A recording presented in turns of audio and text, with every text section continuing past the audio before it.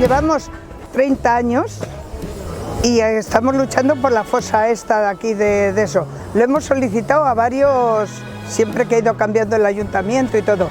Y si se lucha, se consigue. Siempre es un trabajo de corresponsabilidad entre los vecinos y el ayuntamiento. Exacto. ¿Cuánto hace? Un año y medio, ¿no? Que nos reunimos la primera vez, tuvimos varias reuniones, ¿sabes? Y el ayuntamiento puso la voluntad política para poder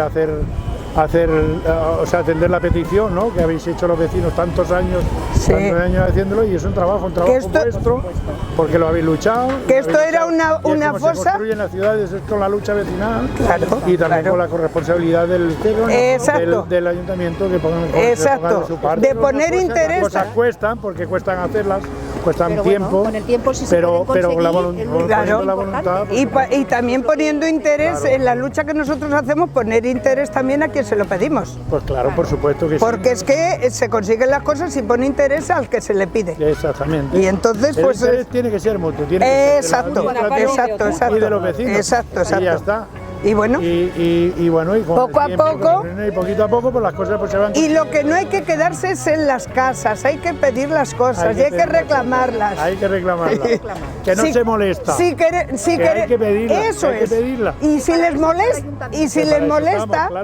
molesta, para eso estamos. Para eso, exactamente.